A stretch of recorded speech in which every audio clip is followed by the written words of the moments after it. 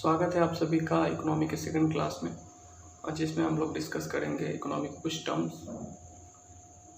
Understanding of economy. जिसमें सबसे पहला है पॉलिटिकल इकोनॉमिक्स, जिसे हम हिंदी में कहते हैं राजनीतिक अर्थव्यवस्था।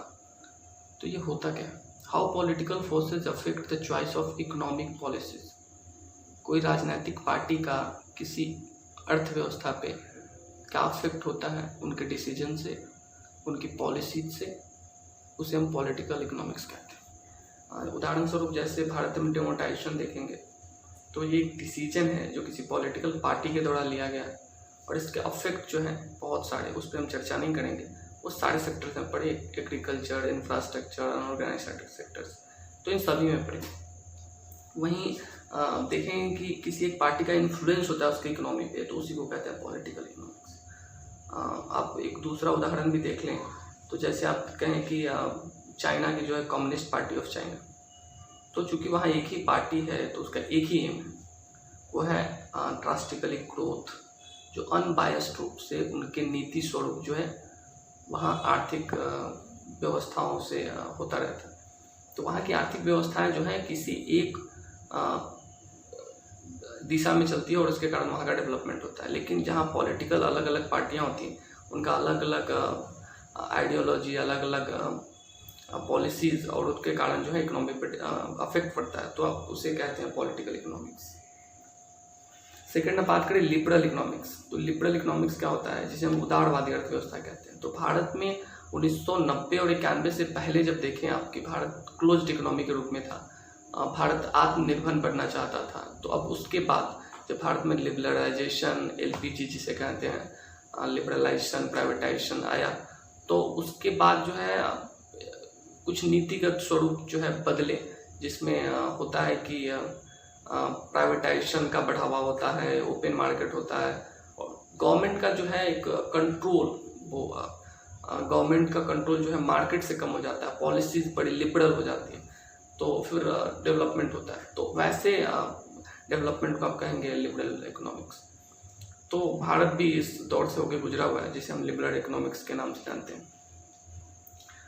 तीसरा है सोशलिस्ट इकोनॉमिक्स, जिसे हम समाजवादी अर्थव्यवस्था कहते हैं। तो समाजवादी अर्थव्यवस्था जिस प्रकार से एक विचारधारा है समाजवादी, जिसमें सबका समान विकास हो, तो उसी प्रकार का है। तो इसका डेफिनेशन देखते हैं कि large part of resources should be in government hands. तो भारत की जो या किसी भी क्षेत्र विशेष की, जब वहाँ की जो गवर्नमेंट है, वहाँ सारे पावर्स जो है कॉन्सेंट्रेट होने चाहिए, और इस कारण से जो है वो लार्ज पार्ट ऑफ जो है रिसोर्स जो गवर्नमेंट के कंट्रोल में होने चाहिए। जिसके कारण ये होता क्यों है, क्योंकि इससे इनइक्वालिटी कम हो जाती है, और ऐसे जो है मेन एम है आप कहें कि सोशलिस्ट इकोनॉमी का, कि कैपिटलिस्ट का बढ़ावा ना हो, प्राइवेटाइजेशन का बढ़ावा ना हो, सबको समान अधिकार मिले, समान रिसोर्सेज का समान बंटवारा हो। तो अब इस कारण से हम इसे सोशलिस्ट इकोनॉमिक्स कहते हैं। तो और इसमें ये भी है कि अब जब कोई कंपनी बैठता है और उसमें जो प्रॉफिट होते हैं उसका बराबर बंटवारा हो, ताकि इनइक्वालिटी न बढ़े, कोई कैपिटलिस्ट वर्ग ना हो जाए और कोई जो है गरीब और गरीब ना होता चला जाए। तो ये सोशलिस्ट इकोनॉमिक्स है, और इसमें जो है डेवलपमेंट जो है एक समान रूप से रहता है। हम इसे दो वर्गों में देख सकते हैं। इस सोशलिस्ट इकोनॉमी के दो पार्ट्स हैं। जैसे कि आप पहला कहें कि नेहरूवियन सोशलिस्ट इकोनॉमी, तो कुछ ये नेहरू जी के विचारों से इन्फ्लुएंसिव है कि वो क्या चाहते थे इकोनॉमी के रूप में। तो उनके जो है सोशलिस्ट का ही पार्ट है। आप सोशलिस्ट इकोनॉमिक्स को दो पार्टों में देखेंगे। पहला पार्ट नेहरूवियन सोशलिस्ट, जिसकी बात हम कर रहे हैं। तो नेहरूवियन सोशलिस्ट में था कि पब्लिक प्राइवेट को एग्जिस्टेंस, तो इन दोनों का जो है बराबर जो है मार्केट में कोलैबोरेशन होगा। जो इसमें मेनली ये कहते हैं कि जो बेसिक पार्ट ऑफ इकोनॉमी है, जो वो स्टेट ओनरशिप होगा, जो स्टेट करेगी, जैसे कि infrastructure, higher education, R&D, research and development, जैसे बिगर इंडस्ट्रीज लाइक, जो लोगों की एमिनिटीज, लोगों की बेसिक रिक्वायरमेंट को पूरा करता है, तो वो होगी स्टेट के अंदर में। और जो जिसमें हम कहें कि IT हो, जिसमें हम कहें कि ज़्यादा कंपटीशंस की ज़रूरत हो, तो उसे हम प्राइवेटाइजेशन, और इनका कोएग्जिस्टेंस, तो वही है नेहरू सोशलिस्ट इकोनॉमी। तो इसे हम मिक्स्ड इकोनॉमी के भी नाम से जानते हैं और उसका उदाहरण भारत ही है। और इसी सोशलिस्ट इकोनॉमिक्स को हम दूसरे पार्ट में देखते हैं, ये 2 भाग में जैसा मैंने बताया। जैसे दूसरा भाग कहते हैं कम्युनिस्ट सोशलिज्म इकोनॉमी। तो ये बिल्कुल थोड़ा सा रूड है, बट ये सही दिशा में है, जिसे चाइना फॉलो करता है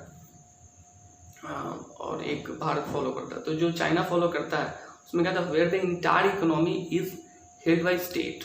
तो जो पूरी इकोनॉमी है, यहाँ कोई प्राइवेटाइजेशन नहीं है, यहाँ कोई प्राइवेट कंपनी नहीं है, यहाँ जो पूरा होल ऑनरशिप है वो किसके हाथों में, स्टेट के हाथों में, मतलब सरकार के हाथों में।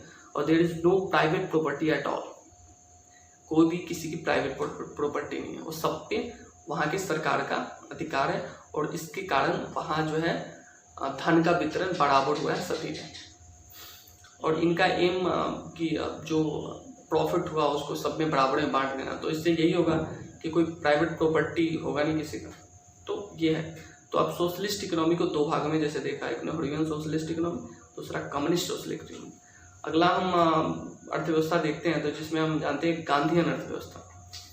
तो गांधीयन अर्थव्यवस्था को समझने के लिए आप उनकी एक कोट समझ सकते हैं जो बहुत ही चर्चा में रहता है हमेशा, कि earth provide enough to satisfy every man's need but not every man's greed. प्रकृति के पास इतना धन है या इतनी रिसोर्सेज हैं जो हर मनुष्य की ज़रूरत को पूरा कर सकता है, लेकिन उसकी लालच को नहीं। तो आप इस कोट से गांधीयन इकोनॉमिक्स को समझ सकते हैं। Small scale local resources based इनकी इकोनॉमी है। तो ये हमेशा कुटीर उद्योग की बातें कहते हैं, लेबर इंटेंसिव उद्योगों की बातें कहते हैं, और कहते हैं कि जो प्रोडक्शन है वो लोकल लोगों से लोकल लोगों के लिए हो। मतलब एक क्लोज्ड इकोनॉमी की बात कहते हैं, जिसकी बात हम आज कर रहे हैं। जैसे हम आज कह रहे हैं लोगों से कि आत्मनिर्भर बनो, चाइना का सामान न खरीदो, तो ये कुछ ऐसा ही है। लेकिन आप देखेंगे कि गांधी जी के जो विचार हैं उनमें उन्होंने मशीनीकरण का विरोध किया।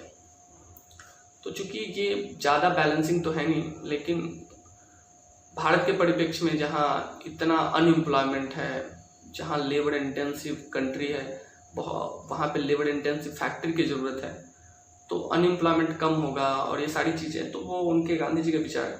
तो उनका जैसे दूसरी विचार आप कहें कि idea of Sarvodaya, welfare of all, तो सबको सबका वेलफेयर हो, जो अंतिम व्यक्ति हो सबका वेलफेयर हो। तो ये सारी चीज़ें हैं। आप दूसरी उनकी कहें कि उनका जो मेन एम है टू बूस्ट एम्प्लॉयमेंट, और जो डिजायरेबल है इंडिया के लिए, जैसे मैंने आपको बताया कि मशीनीकरण का विरोध तो सही नहीं है, लेकिन इन्होंने किया है क्योंकि इनका लक्ष्य जो है वो लक्ष्य है लोगों को रोजगार भी प्रोवाइड कराना और फिर एक अच्छा समाज जिसमें हर प्रकार के लोग रह रहे हों। तो मशीनीकरण से इन्हें लगता था कि जो है लोग जो है वो अनएम्प्लॉय हो जाएंगे और ये सारी चीज़ें। गांधी जी ट्रस्टीशिप का भी कॉन्सेप्ट देते हैं, जिसमें trust for welfare of all, कि एक मजदूर का कर्तव्य बनता है कि वो दिल लगा के काम करे जिससे कंपनी आगे बढ़े, और एक उस कंपनी के मालिक का कर्तव्य होता है कि जो प्रॉफिट आया है उस कंपनी से उसका उन लेबर्स में जो उनको आगे बढ़ाने में योगदान दिया उनमें भी डिस्ट्रीब्यूट होना चाहिए। तो इसको ट्रस्टीशिप कहते हैं कि ये ट्रस्टीशिप की भावना पे भी काम करता है। तो आप कहें कि the ethics of development of Gandhi, तो आत्मनिर्भर होना, लेकिन मिनिमम वांट्स के साथ आपकी ज़रूरतें जो हैं मिनिमम होनी चाहिए, और उस मिनिमम ज़रूरतों को पूरा करके आदमी आत्मनिर्भर बन जाए। सस्टेनेबल डेवलपमेंट की बात करते हैं, फिर वो ट्रूथ एंड कोऑपरेशंस की बात करते हैं। तो ये सारी चीज़ें आप गांधीयन इकोनॉमिक्स में देखेंगे। Thank you. हम लोग अपना अगला टॉपिक देखते हैं जो डेवलपमेंट इकोनॉमिक्स है, जिसे हम विकासवादी अर्थव्यवस्था कहते हैं। तो ये होता क्या है, ये है economic growth of poor countries from low income to decent standard of living, कि वो जो गरीब देश हैं वो अपनी लिविंग स्टैंडर्ड जो है अच्छा करने के लिए, मतलब प्रोग्रेस करने के लिए, विकास करने के लिए अपनी नीतिगत प्रयोग करते हैं, अपनी नीतियाँ बनाते हैं। दूसरा तो promote the structural change from agriculture to industrialisation. तो जो 3 स्टेप्स होते हैं कि पहले एग्रीकल्चर ठीक हो, एग्रीकल्चर ग्रोथ रेट अच्छा हो, जो है जीडीपी में एग्रीकल्चर का ज़्यादा जो है डोमिनेंस हो, और फिर थोड़े दिन बाद होता है इंडस्ट्रियलाइजेशन में जो है वो कंट्री बदल जाता है, और उसके बाद फिर सर्विस सेक्टर में। तो ये डेवलप कंट्री है, डेवलप होना चाहता है, डेवलपमेंट को लाना चाहता है, तो वैसी नीतियाँ बनाई जाए जिससे कि डेवलपमेंट आए, लोगों के सामाजिक, आर्थिक और राजनीतिक अधिकार मिले और साथ ही उनके लिविंग स्टैंडर्ड अच्छी हो। तो एक सुधारवादी कह लें कि सुधारवादी अर्थव्यवस्था है जिसमें इकोनॉमी को जस्ट मूव करने के लिए एक नीतिगत स्वरूप दिया जाता है। तो अब अफ्रीकन कंट्रीज़ को देख लें कि जहाँ अभी एग्रीकल्चर जैसी समस्याएं हैं और वो इंडस्ट्रियलाइजेशन पे आना जाते हैं, तो आप मान सकते हैं कि वो डेवलपमेंट इकोनॉमिक्स है। अगला है मर्केंटाइल इकोनॉमिक्स। मर्केंटाइल इकोनॉमिक्स क्या है कि generate net inflow of foreign exchange and maximise the country's gold stock and maximum export and minimise import. तो ये होता क्या है कि जब कोई देश अपना ज़्यादा से ज़्यादा एक्सपोर्ट करना चाहता हो और कम से कम इंपोर्ट करना चाहता हो, जिससे कि उसके यहाँ नेट फ्लो किसका ज़्यादा हो, फॉरेन एक्सचेंज का। फॉरेन एक्सचेंज उसके यहाँ ज़्यादा से ज़्यादा है, उसके यहाँ गोल्ड ज़्यादा से ज़्यादा है और वो कंट्री जो है पूरी दुनिया में जो है अपने पकड़ बना सके।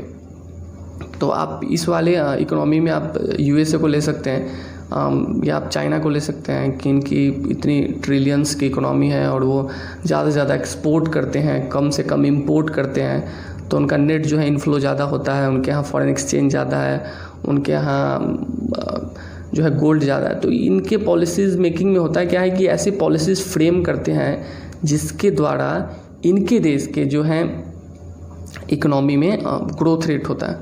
तो ऐसे मर्केंटाइल इकोनॉमिक्स कहते हैं इनको। ऐसे कंट्रीज़ में यूएसए, चाइना को ले सकते हैं आप।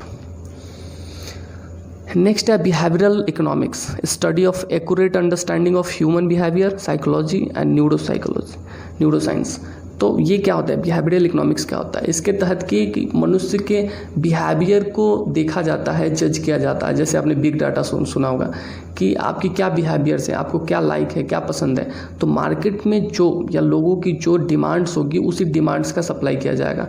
वो इकोनॉमी जो है उसी डिमांड का सप्लाई करेगी, अपनी जीडीपी को बढ़ाएगी सामान सप्लाई करके, ये सारी चीज़ें। तो जैसे मैं आपको उदाहरण के स्वरूप पढ़ूँ कि कोई कंपनी जो है वो जावा का मोबाइल बना रहा है, कोई एंड्रॉयड्स का मोबाइल है, तो चूँकि सोसाइटी में क्या है, एंड्रॉयड्स की ज़्यादा मांग है, तो अगर आप एंड्रॉयड्स कंपनी के मालिक हैं या एंड्रॉयड्स मोबाइल का प्रोडक्शन करते हैं, तो क्या है, वो ज़्यादा बिकेंगे और फिर इकोनॉमी को फ़ायदा होगा।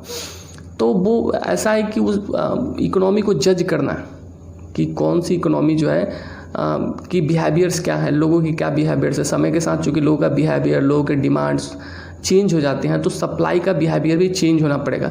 तो जो जैसे जज करते हैं, जैसे उदाहरण स्वरूप मैं बताऊं कि जैसे चाइना में अभी एक न्यूज़ आ रहा है कि बाइकट चाइना लिखा हुआ टी शर्ट जो है पूरी दुनिया में बहुत जोरों से मांग है।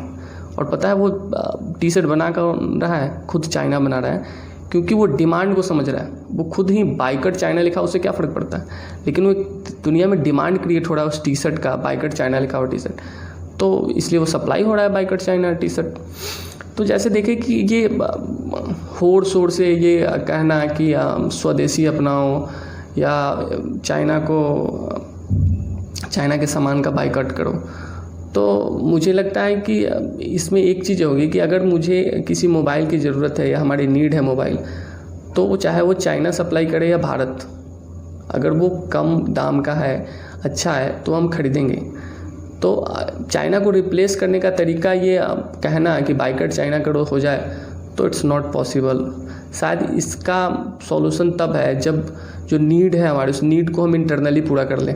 जैसे अगर हमें मोबाइल 10,000 का चाहिए या कोई चीज़ें चाहिए, चाहे हमें कोई कॉस्मेटिक्स चाहिए या हमें कुछ टेलीविज़न चाहिए, कुछ भी चाहिए, तो वो रेट जो है भारत खुद सप्लाई करे।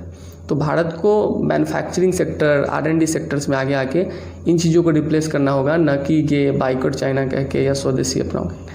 क्योंकि हमें कहीं ना कहीं उन चीज़ों की सब्स्टिट्यूट देनी पड़ेगी जो लोगों की आधारभूत ज़रूरतें हैं, मोबाइल, टेलीविज़न, ये सारी चीज़ें, शिक्षा, कपड़े। तो अब इन चीज़ों का सब्स्टिट्यूट देना पड़ेगा, न कि बाइकआउट चाइना कहने से हम लोग बाइकआउट कर देंगे। तो ये कहना चाह रहा हूँ। तो ये बिहेवियरल इकोनॉमिक्स को समझना और फिर इकोनॉमिक ग्रोथ करना, कंट्री को आगे बढ़ाना, तो that is called behavioural economics. Green economics जो अभी आप बार बार सुनते होगे, सस्टेनेबल डेवलपमेंट, सस्टेनेबल ग्रोथ, तो ये क्या है कि अब सस्टेनेबल डेवलपमेंट की बात कर लें कि सस्टेनेबल डेवलपमेंट क्या होता है।